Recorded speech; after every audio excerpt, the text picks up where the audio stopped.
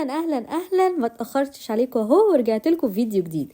النهارده هنعمل الفواحات العطريه اللي هي بتاعه الشمع اللي بتدوب. دي من احلى الحاجات اللي ممكن تجيبوها بسعر قليل، وفي نفس الوقت بيخلي فعلا ريحه البيت تحفه. هي بتسيح على الفواحات فخار او بورسلين او الفواحات الكونكريت اللي احنا كلنا عارفينها، وعملت لكم فيديو ليها. الفيديو اللي فات على طول كان فواحات كونكريت. فبجد يعني اختراع، انا مسميها الاختراع. بتفرق جدا في البيت، واللي لسه ما يعرفش الاختراع ده يعني لا بجد فايتكم كتير. تعالوا بقى نعملها مع بعض، وعشان الدعوة الحلوة دي انا ما اقدرش طبعا اتأخر عليكم، فلازم الفيديو ده يكون الفواحات العطرية بتاعة الشمع. فيلا بينا نبتدي ونشوف بتتعمل ازاي.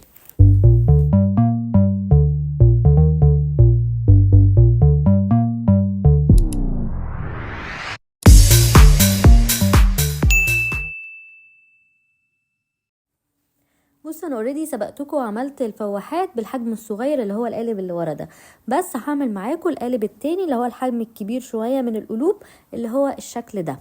اوكي، يلا بينا نبتدي. اوكي، عايزين بقى نشرح هنعمل ايه النهارده وايه الحاجات اللي قدامي دي. اول حاجه زي ما انتم شايفين الميزان الحساس بتاعنا الشمع دي عشان اقلب بيها، وده القالب القديم هنحطه على جنب مش هنحتاجه دلوقتي، والقالب اللي هنستعمله النهارده. هنستعمل الشمع اللي هو الصويا القوالب. ده شمع صويا قوالب. طبعا هو شكله في مصر غير شكله بره مصر. يعني انا لما بتفرج على فيديوهات بره مصر بحس ان انا ده مش شبه صويا قوالب اللي موجود عندنا في مصر. بس ده مش معناه ان هو وحش، لا طبعا هو بيحتفظ برضو بالزيت العطري لما بحطه، وبرضو بيتحرق عادي، ما بيعملش ريحة وحشة. اوكي، بس هو بقول لكم بس عشان لو حسيتوا ان شكله غريب عن شمع الصويا الموجودة عندكم في بلدكم ما تتخضوش. زي ما انتوا شايفين انا خدت كمية قد ايه من الزيت من الشمع، تقريبا خدت 100 جرام شمع. وهستعمل نوعين من الزيت العطري، عندي الفانيليا وعندي الكوكونات. عملت ايه بالمية جرام؟ قررت ان انا اقسمهم نص هيبقى بفانيليا، 50 بالفانيليا و50 بالكوكونات.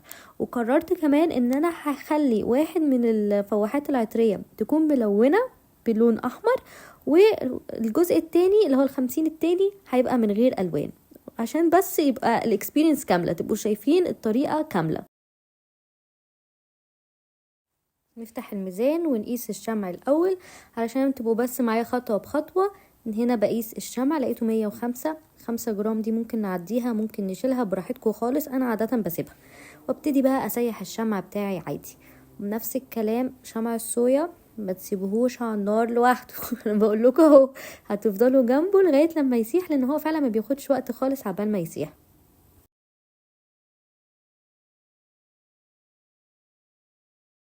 خلاص كده الشمع بتاعنا ساح، ويلا بينا بقى نقسمه على 2.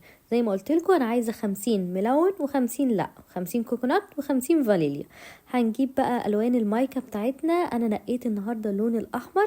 الفانيليا هو اللي هعمله باللون الاحمر، والكوكونات او الجوز الهند هيبقى ابيض. تمام، بصوا لونه بجد هو احمر على بينك كده شويه، بس يعني لونه فظيع. انا بحب قوي الوان المايكا عامه والجليتر اللي بتعمله. جبت لكم الكوبايه المدلعه دي عشان رمضان وكده، كل سنه وانتم طيبين يلا بينا. هحسب بس وزن الكوبايه اللي هو 3 جرام دول، واقوم مزوده عليها 50 جرام من الشمع، فهيبقى التوتال عندي 53. وبعدين هنحط بقى الزيت العطري زي ما اتفقنا. احنا هنستعمل في الابيض اللي هو من غير الوان كوكونات اللي هو جوز الهند. هنحط كام بقى؟ عادة في الفواحات بنعمل بس 10% من الشمع. يعني لو احنا خدنا 50 جرام يبقى هنعمل كام؟ 5% من الزيت العطري. تمام، يعني دلوقتي احنا عندنا 53، انا عايزاها تطلع لغاية لما توصل ل 58. تمام، هبتدي ازود الزيت العطري معايا واحده واحده. ممكن اقلب في المرحله دي، وممكن استنى لغايه لما احط الكميه كلها وبعدين اقلب. مهم التقليب ده، يعني اساسي اساسي اساسي. طبعا انا مصورتش، بس انا عارفه ان درجه الحراره 65 في المرحله دي، فدي برضو حاجه اساسيه لازم تعملوها. هجيب بقى القالب بتاعي وابتدي صب الشمع. عايزه اقول لكم لما تستعملوا الكوبايات دي بتبقى اسهل في الصب من الحاجه اللي هي بتسيحوا بيها لو حجمها كبير. فبرضو دي نصيحه ان انتوا تحطوا الشمع في الكوبايه وانتوا بتصبوا، بس طبعا ده يرجع لكم. محدش يتريق على كميه الحاجات اللي انا لابساها، انا من الناس اللي بتبرد فلابسه لايرز يا جماعه. اوكي احنا في الشتاء، مش عايزه تريقه.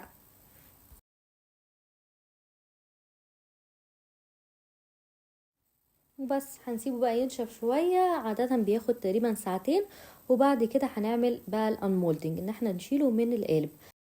شكله بصراحه حلو قوي وكيوت. وشمع القوالب ده اللي هو الصويا القوالب بيدي لمعه كده حلوه للشمع، فبجد بيبقى شكلهم تحفه قوي. يلا نكمل. في طريقه تانية دي كنت عايزه اقول لكم عليها، وانا بستعمل الوان المايكا انا ممكن ادهنها في القالب قبل ما ابتدي صب الشمع، علشان تديني برضو لمعه للشمعه اكتر. هوريكم برضو شكلها وهو الشمع وهو القالب مدهون بالمايكا ومن غير ما يكون مدهون. دي الالوان المايكا. هبتدي بقى احط حبه حبه، مش بكتر، وبقلب وانا بحط لغايه لما اوصل للدرجه اللي انا عايزاها. يبتدي دايما يا حلوين بكميات قليله وبعدين نزود، مش العكس. خلاص. وببتدي اقلب كده واشوف اللون لو عاجبني ولا لا. لو عاجبني ببتدي اشتغل، لو مش عاجبني بزود لون. خلاص قلبه بس اهم حاجه علشان ما يترسبش اللون مني تحت. وعادة انا بحب احط المايكا قبل ما احط الزيت العطري. ليه؟ علشان المايكا ما بيبقاش فارق معاها قوي درجة حرارة الشمع، بس الزيت العطري بيبقى فارق معاها.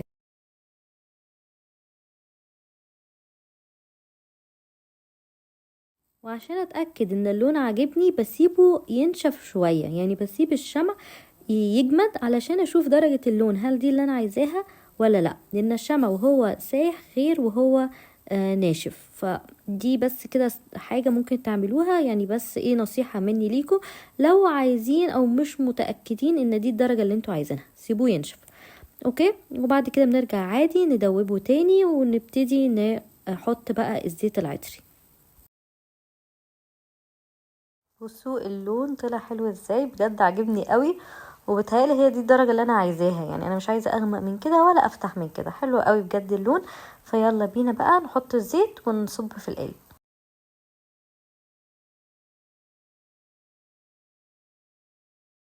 هناخد برضو 10% من وزن الشمعة من زيت العطر اللي هو الفانيليا. طيب 10% من 50 يبقى كام؟ يبقى 5 بس جرام من الزيت العطري. هنا بقيس درجة الحرارة اللي هي بصورها لكم عشان المرة اللي فاتت نسيت اصورها لكم. وببتدي بقى عملية الصب عادي، بخلط الاتنين مع بعض، الشمع اللي كان فيه المايكا مع الزيت العطري، واقلب كويس جدا، يعني مثلا اقعدوا دقيقة قلبوا بس. هنصب بقى في القالب بتاعنا. موضوع سهل صح؟ يعني انا وانا بصور كده مش حاسه ان الموضوع صعب. يعني بتهيالي لو انتوا بتفكروا لسه ابتدي مشروع الشمع ولا ما ابتديش او قلقانين، تهيالي ان هو مش صعب قوي وممكن تبتدوا على طول. وانا عملت القناه دي مخصوص عشان كده، عشان انا اول ما ابتديت انا فعلا كنت حاسه ان انا مش محتاجه حد يعمل لي فيديوهات ويصور لي ويقول لي بيعمل ازاي وبيحط على درجه حراره ايه والكلام ده كله. فحاسه ان انا كده بسهلها على الناس اللي بتتفرج. يا ريت يكون ده بجد، يعني انتوا حاسين باللي انا بعمله. وما تنسوش برضو تشتركوا في القناة علشان ده بيشجعني. يعني انا لما احس ان في ناس بتسأل وناس بتكومنت وكده، بحس ان انا شغلي بيوصل لناس، ببتدي بقى اعمل شغل اكتر وبجاوب على اسئلة اكتر. يلا بقى نغير المكان ونروح لأوضة تانية علشان برضو ما تزهقوش، يعني كتير كده. اوكي يلا نعمل امولدنج. فاكرين في الاول احنا عملنا ايه؟ عملنا قالب دهناه بالمايكا وجزء لا، صح؟ دول الفرق ما بينهم، واحدة بالمايكا وهي اللي بتلمع، دي بالمايكا اللي دهنا القالب قبل ما نحطها، والتانية من غير. الاتنين حلوين، والاتنين لما يسيحوا هيدوا نفس الايفكت اللي هو بتاع الجليتر ده. فاللي عايز يعملها بالطريقة دي اوكي، واللي عايز يعملها بالطريقة دي اوكي، الاتنين تمام. هنعمل بقى امولدنج ونشيل كل القلوب دي. وعامله لكم مفاجاه، استنوا اوريكم. كان في سؤال اللي هو هيحصل ايه لو حطينا زيت عطر بزياده. ده اللي هيحصل. بصوا الشمعة استحالة هتنشف، الزيت العطر هيفضل كده جواها وهيبهدل الدنيا. طبعا دي ميزة لو انتوا في البيت فهتشغلوها على طول هتملى البيت بزيادة. بس هي مش ميزة لو هتبعتوها للعميل، لان هي فعلا هتبين ان الشغل مش احسن حاجة، وفي نفس الوقت هتبهدل لهم الدنيا. فركزوا في الحتة دي. اول ما تلاقوا الشمعة كده لونها متغير او فيها زي الشكل اللي انا وريته لكم في الفيديو ده، ابتدوا ايه اقلقوا عادي، بس ما تقلقوش قوي، يعني ممكن تسيحوها وتزودوا شويه شمع. اوكي ما تقلقوش، بس انا قلت اعملها لكم كده علشان تبقوا بس فاهمين الفكره، والسؤال ده كنت رديت عليه بالمره. وبس هنعمل بقى باكينج ونحط كل الشمع بتاعنا في الكيس ده، وكده نكون خلصنا الفيديو بتاع النهاردة. اتمنى يكون عجبكم، واتمنى اشوفكم في فيديو جديد على خير. ما تنسوش اللايك والسبسكرايب. وبما اننا في شهر رمضان فكرت اعمل كده حاجة كويسة لينا كلنا، وهي عايزاكم كل واحد في الكومنتس يكتب لي ايه هو الدعاء المفضل عنده او القريب لقلبه اللي بيحب دايما يدعي بيه، وبيحس فعلا ان هو ده الدعاء اللي بيريحه نفسيا.